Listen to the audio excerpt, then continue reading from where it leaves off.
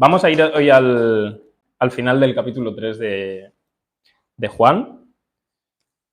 Y al pensar en este texto me daba cuenta que nos cuesta aceptar que no somos el centro de todas las cosas porque vivimos toda nuestra vida, toda nuestra existencia pendientes de ver si realmente somos protagonistas de algo, de alguna conversación de alguien, de algún hecho en concreto que ocurre en la vida, ¿no? Y cuántas veces seguramente nos ha pasado que hasta nos hemos visto en algún malentendido porque pensábamos que alguien estaba hablando de nosotros, sea bien o sea mal, y hemos tenido que salir avergonzados porque resulta que no estaban hablando de nosotros. Lo mismo estaban hablando de alguien que se parecía a nosotros o que tenía el mismo nombre, pero no éramos nosotros el motivo de la conversación, ¿no? Entonces, nuestra presunción narcisista tiene que salir por la puerta para darnos cuenta de que no tenía nada que ver con nosotros ni con nuestro nombre. Y es fácil para cualquiera de nosotros, ¿no? Entender que no vamos a ser una gran figura histórica que va a marcar un gran hito en la vida, ¿no? De alguna manera, porque no somos a lo mejor gente muy importante, ni estamos en una posición tan importante como han estado otros en la historia. Pero aún así, sí nos sorprende pensar que muchas veces nos consideramos las grandes piezas del puzzle de la vida de otras personas, ¿no? De tal manera que en esas historias secundarias de la vida, si no estuviéramos nosotros, la historia de las demás personas no sería lo que es, gracias a que nosotros pusimos ahí nuestra parte, nuestra conversación, nuestras palabras, nuestros hechos. Nosotros somos lo que de verdad le dio el enfoque a la historia de otras personas. Eso es lo que nos gusta a nosotros pensar, ¿no? Que la maquinaria de la vida de otras personas funciona gracias a que nosotros estuvimos ahí. Y en el texto que vamos a leer ahora, pues nos encontramos con una situación de este tipo y vamos a tener tiempo para meditar en qué tiene esto que ver con lo que acabo de decir. ¿Qué tiene que ver con ese narcisismo que muchas veces tenemos de pensar que las cosas tratan de nosotros, aunque en el texto, en el título de esta mañana he puesto el asunto no se trata de ti, pero vamos a meditar en eso y vamos a pensar y vamos a reflexionar también precisamente en lo que no nos podemos cansar de repetir una y otra vez hasta la saciedad, ¿no? Que el asunto de hoy, una vez más, se trata de Jesús, se trata de Jesucristo, y vamos a ir entonces rápidamente al texto para ver qué es lo que nos tiene que decir Dios a nosotros en este día, en esta mañana, ¿no? Y a partir del versículo 22 del capítulo 3 dice: Después de esto, vino Jesús con sus discípulos a la tierra de Judea y estuvo allí con ellos y bautizaba. Juan bautizaba también en Enón, junto a Salim, porque había allí muchas aguas, y venían y eran bautizados, porque Juan no había sido aún encarcelado. Entonces, hubo discusión entre los discípulos de Juan y los judíos acerca de la purificación. Y vinieron a Juan y le dijeron: Rabí, mira que el que estaba contigo al otro lado del Jordán, de quien tú diste testimonio, bautiza, y todos vienen a él. Respondió Juan y dijo: No puede el hombre recibir nada si no le fuere dado del cielo. Vosotros mismos me sois testigos de que dije: yo no soy el Cristo, sino que soy enviado delante de él. El que tiene la esposa es el esposo, mas el amigo del esposo que está a su lado y le oye, se goza grandemente de la voz del esposo. Así pues, mi gozo está cumplido. Es necesario que él crezca, pero que yo mengüe. El que de arriba viene es sobre todos. El que es de la tierra es terrenal y cosas terrenales habla. El que viene del cielo es sobre todos. Y lo que veo yo, esto testifica, y nadie recibe su testimonio. El que recibe su testimonio, atestigua que Dios es veraz, porque el que Dios envió, las palabras de Dios habla, pues Dios no da el Espíritu por medida. El Padre ama al Hijo y todas las cosas ha entregado en su mano. El que cree en el Hijo tiene vida eterna, pero el que rehúsa creer en el Hijo no verá la vida, sino que la ira de Dios está sobre él. Y así es como termina el capítulo 3. Y lo primero que vamos a estar reflexionando precisamente es en nosotros, no por ego ni por narcisismo, sino todo lo contrario, para intentar eliminar un poco eso de nuestra vida, ¿no? Los seres humanos no llevamos bien que otro nos quite el protagonismo de lo que hacemos. En este caso nos encontramos aquí con Juan, que seguía su ministerio, él seguía bautizando, como ya hemos leído mucho antes en el Evangelio de Juan, pero en esta ocasión en particular sucede algo en concreto que nos hace ver que había allí algún tipo de interés personal, no de Juan en este caso, pero sí de aquellos que le seguían, ¿no? Porque dice que Jesús estaba con sus discípulos y bautizaba, aunque más adelante en el capítulo 4 dirá que él no bautizaba, sino que bautizaban sus discípulos, pero bueno, estaban allí Y Juan también estaba bautizando en otro lugar donde había muchas aguas, dice, venían, eran bautizados, pero hubo una discusión. Hubo una discusión entre los discípulos de Juan y los judíos acerca de este tema, de la purificación, del bautismo y todo eso. Y entonces es cuando vienen ellos a decirle, maestro, mira que el que estaba contigo al otro lado del Jordán, de quien tú diste testimonio, bautiza y todos vienen a él, ¿no? Parece un poco como un reproche que ellos tienen a Juan, porque en ningún caso aquí Juan, lo vamos a ver más adelante, ¿no?, está teniendo ese problema de decir, oye, pues Jesús me está quitando mi protagonismo, sino que son los discípulos de él, ¿no? Están diciendo, mira que el que estaba contigo al otro lado, en primer lugar, parece como dicen con ese tono de, él estaba contigo al otro lado, ¿no? En primer lugar, él se puso a tu lado, por así decirlo. Tú estabas antes. Y no solo eso, sino de quien tú diste testimonio. Encima que su fama se la has dado tú, ¿no? Porque tú diste del testimonio, tú dijiste quién era él y lo que venía a hacer. Por lo menos un reconocimiento o algo, o que por lo menos no te quite tu posición, tu puesto, tu ministerio, ¿no? Sin embargo, todos están yendo hacia él, él está bautizando, o sus discípulos están bautizando, y todos se van tras él. Estás perdiendo gente, ¿no? Podríamos decir, tu negocio está cayendo, tu iglesia está reduciéndose, todos tus esfuerzos no están sirviendo de nada, te estás perdiendo, te estás quedando solo, ¿no? Y en este caso es por eso que me hacía meditar en nosotros mismos, ¿no? Qué mal llevamos que nos quiten el protagonismo de las cosas. Cuando algo se nos da bien, cuando algo, pues tenemos un cierto talento o incluso puede ser un cierto don para hacer algo, sin embargo, si llega otro que lo hace mejor o llega otro que por lo que sea tenga más éxito, tenga más prosperidad en lo que haga, entonces ya nos sentimos atacados nosotros, como si fuese nuestro máximo competidor en la vida, como si lo hiciera por molestar, que puede ser algunas veces, ¿no? Pero ya nos sentimos mal porque es como, no puede ser. Aquí esto era lo mío, era mi terreno, era mi chiringuito, era mi lugar donde nadie me podía estar molestando, ¿no? Un poco a veces yo creo que eso es un poco una mentalidad también salvajemente capitalista, ¿no? Es decir, yo tengo que arrasar con todo y tengo que ser el único que quede aquí. Entonces, bueno, eso también pasa en otros aspectos, no económicos, pero no me estoy refiriendo ahora en particular en eso. En general, nos ocurre en la vida, aunque no tenga nada que ver con las ganancias monetarias. Nos molesta que haya alguien que haga mejor las cosas que nosotros y que nos desplace un poco hacia otro lado. Ahora bien, aquí todo esto viene acerca de que tienen una discusión los discípulos de Juan con los judíos acerca de la purificación. Total, que encima, aparte de que no les gusta que les quiten el protagonismo de alguna manera a su maestro o a su rabí, además están perdiendo el tiempo porque están con los judíos hablando, a ver, ¿esto cómo es? La purificación se hace así, se hace de esta manera, es así, o significa esto, significa lo otro, ¿no? Entonces me daba cuenta también de que muchas veces cuando perdemos el enfoque, y ellos habían perdido, yo creo, a mi parecer, el enfoque, estos discípulos de Juan, al final en lo que nos centramos es en discusiones que se vuelven en batallas para ver quién tiene la razón. Porque si ya me están quitando el protagonismo, encima ahora tengo que volver a ponerme por encima. Entonces, a ver quién tiene aquí la razón. Tú dices esto, pero yo digo lo otro, ¿no? Y esta gente es lo que le está pasando. Tuvieron una discusión los discípulos de Juan con los judíos. Oye, y después de esa discusión es cuando le dicen esto a su maestro, ¿no? Entonces, ya habían perdido el enfoque y ahora estaban centrados en otra cosa. Estaban centrados en una discusión acerca de cosas que también nos pasan en la iglesia muchas veces, ¿no?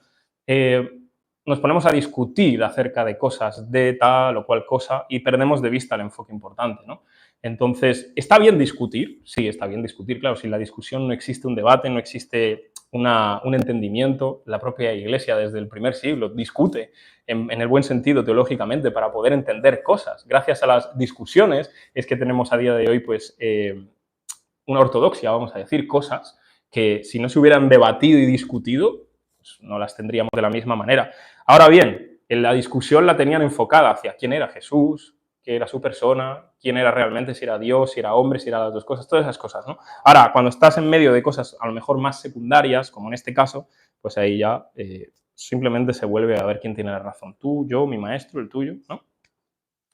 Y otra cosa es que también nos gusta colgarnos la medalla de ser los promotores del resto del mundo. Esto pasa a veces, yo no sé si habéis conocido a alguna persona que ha hecho algo, por más bueno que sea la cosa que haya hecho, ¿no? Pero ya parece que te lo tiene que estar diciendo cada vez que te ve, o no le dices nada ni le preguntas, pero ya te tiene que decir, bueno, es que yo hice esto y lo otro, o estas personas no sé qué, o esta persona está aquí porque yo, bueno, vale, no te he preguntado, pero gracias por contármelo, ¿no? Entonces, nos gusta colgarnos esa medalla, la medalla de yo he promovido a este.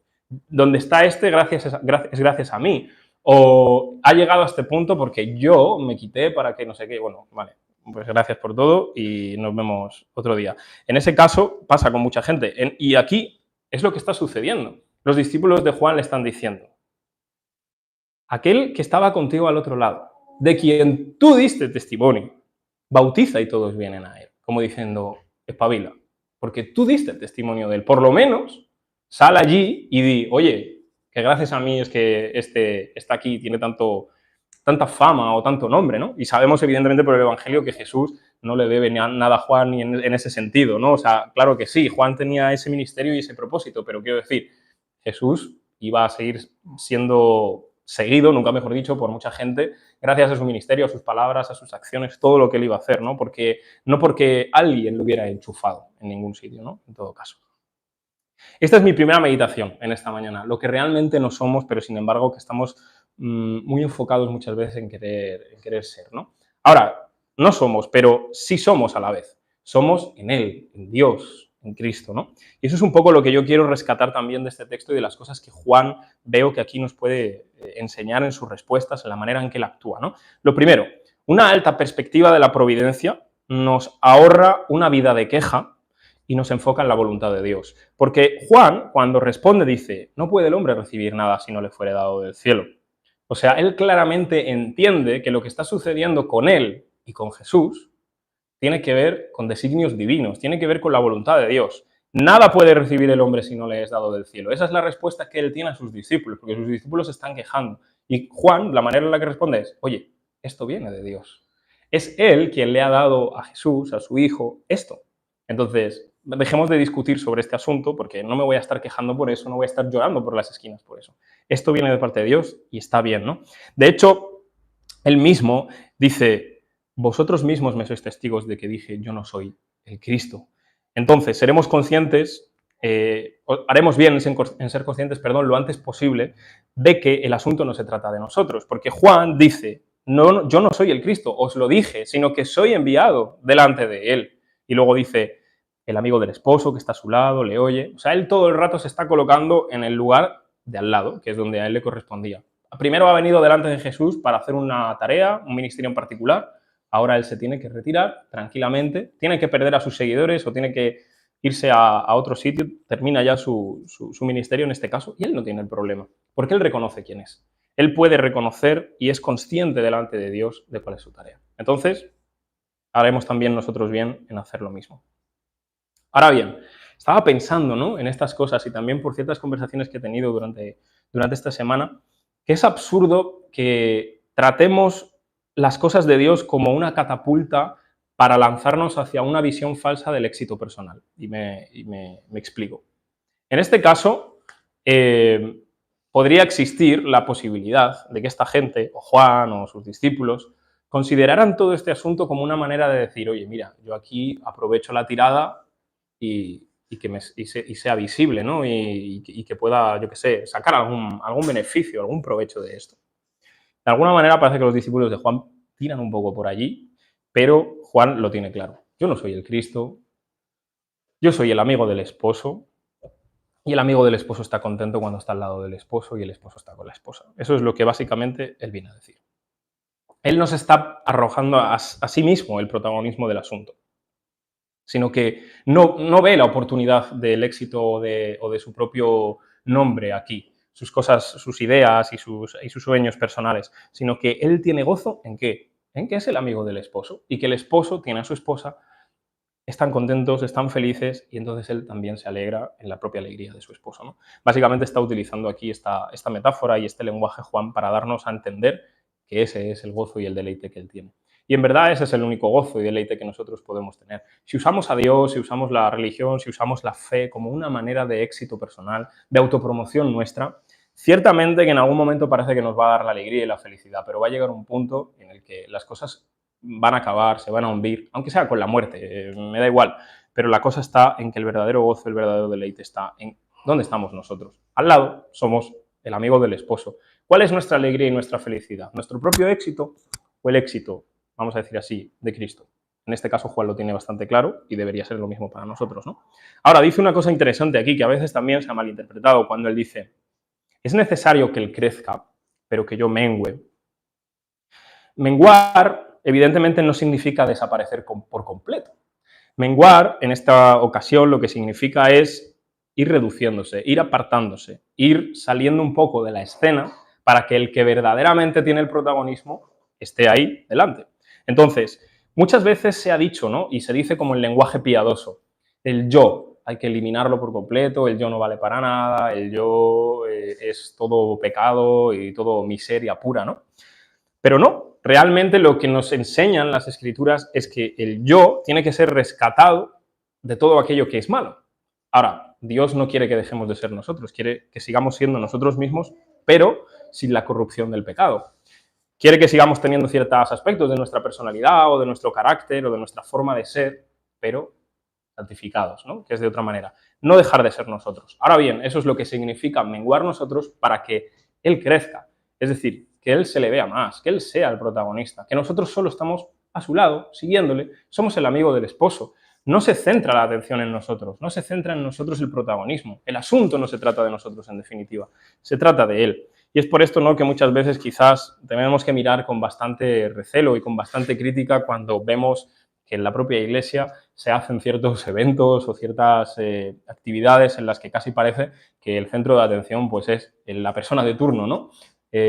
Parece que es él el protagonista. De hecho, en los carteles casi se le ve la cara enorme, el cuerpo enorme, como diciendo, bueno, este evento realmente trata de esta persona, ¿no? Por más que se use un lenguaje piadoso, por más que se dice que Dios o Jesús y se menciona su nombre, pero al final no tiene nada que ver con él, ¿no? Entonces, habiendo dicho esto, ¿cómo podemos enfocarlo, ¿no?, hacia el final? Bueno, si nosotros no somos y realmente en Él sí que somos, ¿quién es aquel que verdaderamente nos puede hacer ser quienes nosotros somos? Pues parece un juego de palabras, pero Él mismo se reveló como yo soy, ¿no? Ese es su nombre, por excelencia. Entonces, la diferencia que hay entre nosotros, en este caso entre Juan y Jesús, y también entre nosotros y Jesús, está tanto en el origen como en el mensaje que podemos ofrecer, porque Juan al final lo que está diciendo es, yo soy terrenal, las cosas que hablo son terrenales, de la tierra, no en el sentido malo de la palabra, sino hablo cosas de aquí y de ahora, aunque puedo apuntar hacia las del cielo. Sin embargo, el que viene del cielo habla las cosas del cielo, el mensaje que trae es del Padre, es de Dios mismo. Entonces, eso que Él trae realmente es lo que tenemos que aceptar, lo que tenemos que recibir, lo que tenemos que oír, escuchar, atender y para nosotros todo, ¿no? Es un poco como que Él está quitando hierro al asunto, está diciendo, estáis muy enfocados en mí, estáis demasiado centrados en mí y llevo diciendo desde el principio que yo no soy el Cristo, que estoy apuntando hacia otro, entonces yo vengo de la tierra, ¿qué queréis escuchar de mí?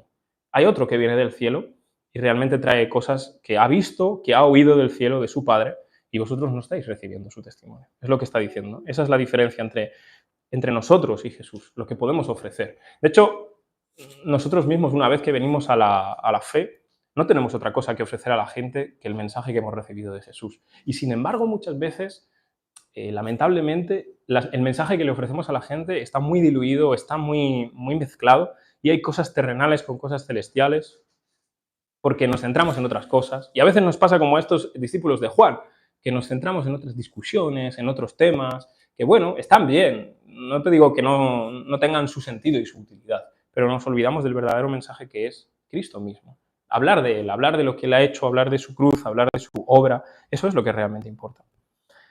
Una cosa que me llamaba la atención está en el versículo 33. Dice, el que recibe su testimonio, este atestigua que Dios es veraz. Me hacía pensar que nos confundimos. Es decir, el orden no es que Dios muestra su veracidad para que tú le creas. Bueno, entonces Dios demuéstrame que tú eres verdad y que todas las cosas son verdad y entonces yo creeré en ti. Bastantes cosas hace Dios ya muchas veces condescendiendo con nosotros cuando no debería, pero lo hace.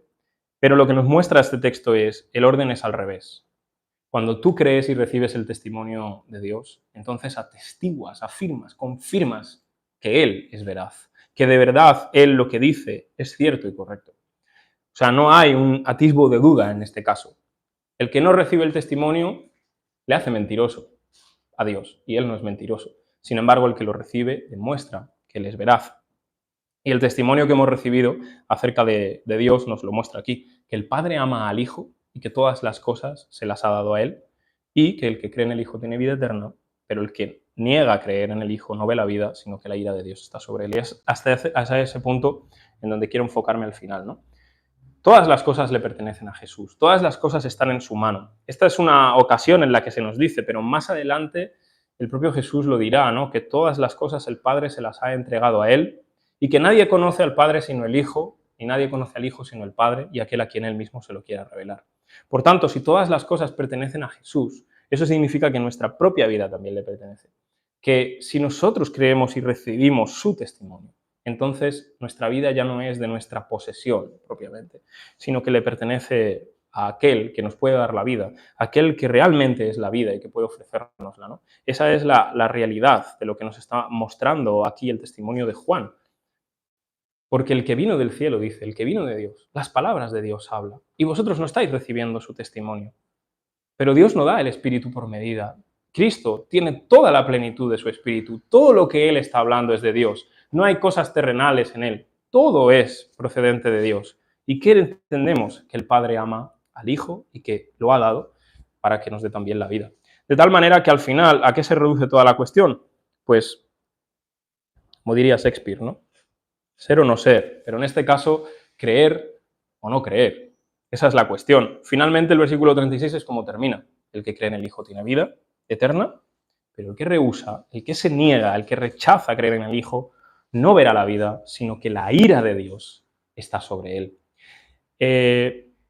En concreto, en particular, es aquí la única vez que yo sepa que Juan está hablando acerca de la ira de Dios tan claro. Es verdad que antes, lo que leímos y meditamos hace ya como 3 semanas, dice que el que no cree es condenado, porque no ha creído en el unigénito Hijo de Dios y que la condenación es que la luz vino al mundo y los hombres amaron más las tinieblas que la luz, pero no usa la palabra ira. Sin embargo, ahora él parece que lo está dejando más claro. Lo que está ahí, lo que es la condenación, es la ira de Dios sobre aquellos que no creen realmente en el mensaje que Jesús ha venido a traer. Juan, lo bueno que tiene es que es muy claro, y él siempre es o esto o lo otro, ¿no? Evidentemente es consciente de los grises de la vida, pero en su evangelio, en sus cartas, él quiere que las cosas sencillas, claras y que son fundamentales las tengamos claras. O esto o lo otro. O crees y tienes vida, o no crees y la ira de Dios está sobre ti. De tal manera que el testimonio que Dios nos ha dado a lo largo de la historia, desde el principio hasta el final, y que él ha ido recogiendo en su propia palabra a través de todos los hombres que han ido escribiendo, ¿no? la palabra del Señor, es acerca de su Hijo Jesús. El propio Señor Jesús nos ha enseñado que todas las Escrituras hablan de Él, y más de una vez Él dijo, oye, que las Escrituras dan testimonio de mí. Y aquellos caminantes de Maús, siempre me gusta ese texto, les explicó todo lo que las Escrituras decían de Él, de tal manera que ellos, pues al final se quedaron asombrados una vez que el Señor Jesús comparte con ellos el pan, se les abren los ojos y dice, pero ¿no ardía nuestro corazón mientras nos hablaba? Me hubiera gustado mucho estar en esa conversación para entender bien cómo Jesús habla acerca de sí mismo en todas las Escrituras, ¿no? Pero tenemos ocasión muchas veces en la Biblia de ver cómo el Antiguo Testamento habla acerca del Nuevo y acerca de Jesús. Gracias a que Jesús es el mejor intérprete y que sus apóstoles, como intérpretes autorizados por él, también nos han dado el mensaje acerca de él, ¿no? Entonces, el verdadero protagonista en nuestro texto en esta mañana no es otro que Jesús. No es Juan, no son los discípulos de Juan, no son los judíos, únicamente se trata de Jesús. El asunto se trata realmente de Él. Y el testimonio que hemos recibido es que Él nos ofrece la vida eterna. Él nos ofrece la salvación. Él nos ofrece verdaderamente una vida distinta, una vida completa, una vida abundante. Pero esa vida va a pasar por un lugar en particular, que Él ya nos ha hablado en el texto que estuvimos viendo hace 3 semanas. Concretamente, Él tendrá que ser levantado, como fue la serpiente levantada en el desierto, de tal manera que aquel que mira a Él recibe la vida. Por tanto, Él ya nos está hablando desde el principio de su ministerio hacia dónde se va. Va hacia la cruz. Y es en la cruz que nosotros somos salvos de esta ira que está sobre nuestras cabezas. De tal forma que solamente es el único modo realmente de escapar, porque la ira, la maldición y la condenación que pesa sobre nosotros, si no creemos en Jesús, seguirá pesando sobre nosotros. No hay otra forma de apartarla, porque es el mismo Cristo el que ha padecido en sí mismo esa maldición, esa condenación. Dios mismo ha castigado el pecado en la carne. ¿En qué carne? ¿En la nuestra? No, ciertamente no la ha castigado en nuestra carne, la ha castigado en la carne. de su propio Hijo. Y a mí me gustaría terminar con un texto que está en un salmo. Está precisamente en el Salmo 2, uno de esos salmos mesiánicos que llaman, y este en particular es bastante evidente que habla acerca de Jesús. Concretamente, quiero leer desde el 7, ¿no? Dice, yo publicaré el decreto. El Señor me ha dicho, mi hijo eres tú, yo te engendré hoy. Pídeme y te daré por herencia a las naciones y como posesión tuya los confines de la tierra. Los quebrantarás con vara de hierro, como vasija de alfarero los desmenuzarás. Ahora pues, oh reyes, sed prudentes, admitid amonestación, jueces de la tierra. Servid al Señor con temor y alegraos con temblor. Honrad al Hijo para que no se enoje y perezcáis en el camino, pues se inflama de pronto su ira. Bienaventurados todos los que en él confían. Y en este salmo, evidentemente, pues vemos aquí cómo termina también nuestro texto de hoy. Solo hay dos formas de hacer las cosas. O bien honramos al Hijo, es decir, lo adoramos, confiamos en Él, le creemos, para que no se inflame de pronto su ira, o bien lo rehusamos, lo rechazamos, dejamos de ser prudentes, como estos reyes a los que se dirige el Salmo, sed prudentes, aunque no sabemos, a muchos de ellos no lo fueron, y entonces recibirán la ira de Dios. Pero gracias a Dios que Él nos ha librado, nos ha salvado, nos ha dado la forma, la vía en particular, para que podamos estar a salvo de esto. Me gustaría que terminemos en oración, habiendo meditado en esto, y que demos gracias al Señor precisamente por este mensaje. Vamos a pedirle a Él que haga esto en nosotros. Padre, te damos las gracias porque nos damos cuenta de cuán centrados miserablemente estamos en nosotros mismos, cómo estamos todo el tiempo mirando a nuestro propio ombligo, intentando ver de qué tratan las cosas y a ver si nuestro nombre se puede poner ahí en algún lugar de todo el asunto, a ver si podemos grabarlo y dejarlo para la posteridad, porque estamos enamorados de nosotros mismos, queremos que al menos las cosas traten, si no de nosotros plenamente, al menos que nosotros tengamos un grande protagonismo en ello. Y te suplicamos, Señor, que nos perdones, que te compadezcas de nosotros, porque no nos damos cuenta de que el asunto no se trata en verdad de nosotros y que ni siquiera aquellos que han pasado a la historia y sus nombres los recordamos, los conocemos y sabemos lo que han hecho y lo que han dicho, realmente son los verdaderos protagonistas, sino que lo eres tú y has usado a muchos hombres, ya sea para bien o para mal, para vergüenza o para honra, pero para que al final tu nombre sea reconocido. Y queremos pedirte en esta mañana que sea tu nombre el que sea santificado, en nuestras propias vidas, en nuestras historias personales, en las historias de los que nos rodean, en la historia de este mundo, Señor, en el que tenemos a bien vivir por tu gracia el tiempo que quieras tenernos aquí. Ayúdanos para que como iglesia y para que también como individuos sepamos cómo darle honra a tu nombre. Señor, tú nos enseñas y nos reprendes y nos exhortas a que honremos a tu Hijo, porque si no se inflama de pronto tu ira y entonces no hay para nosotros ninguna salvación. Por eso, Señor, queremos hoy honrar a tu Hijo Jesús. Queremos honrarle en primer lugar con nuestra fe, porque no hay forma de agradarte a ti si no es por la fe.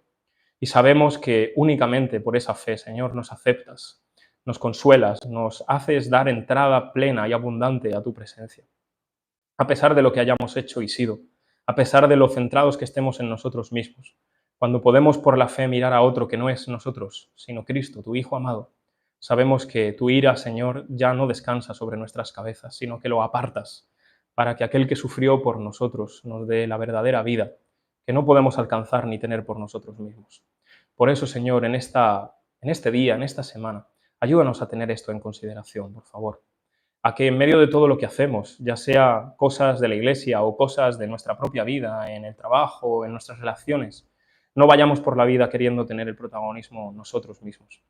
Señor, que podamos estar en el lugar que nos corresponda, que nos toque, hasta que tengamos que marcharnos. Pero sobre todo, que en todas las cosas podamos nosotros ir menguando, ir desapareciendo poco a poco, para quedarnos al lado de aquel que verdaderamente se merece el honor, la gloria, el protagonismo, y aquel a quien todos los humanos, todos los hombres han de mirar y de ver a la luz de su rostro caminar. Tu Hijo Jesucristo, Señor. Por Él te damos las gracias, porque Él nos ha librado de la ira que ha de venir, porque Él nos ha rescatado de toda la condenación la maldición que nosotros en verdad nos merecíamos. Señor, muchísimas gracias. Gracias porque en Él estamos bendecidos, benditos con toda bendición espiritual. Y no hay ninguna cosa que de estas buenas cosas que tú nos quieres dar que nos sean quitadas o eliminadas, porque todas las cosas están en las manos de Él y Él nos las ha dado, Señor, de tal forma que todo es nuestro porque Cristo es nuestro y Cristo tuyo, Señor, de tal manera que a Él también nos unimos y te pertenecemos en Él. Muchas gracias, Padre. Te amamos inmensamente, aunque muy mal, aunque muy imperfectamente, pero te amamos. Tú eres nuestro Dios y así lo reconocemos. Señor, haz tu voluntad en nosotros, establece tu reino en más corazones, en más hombres, mujeres, niños, ancianos en este lugar, y que tú, por el testimonio de tu palabra, Señor, aumentes y hagas prosperar a tu pueblo y a tu iglesia. Acuérdate de nosotros, Señor, en este lugar, y bendice este pequeño rebaño, Señor, que también necesitamos tanto de ti y del alimento de tu palabra que nos sostiene, nos mantiene y nos da fuerzas para cada ocasión. Lo pedimos en el bendito nombre de Jesús. Amén.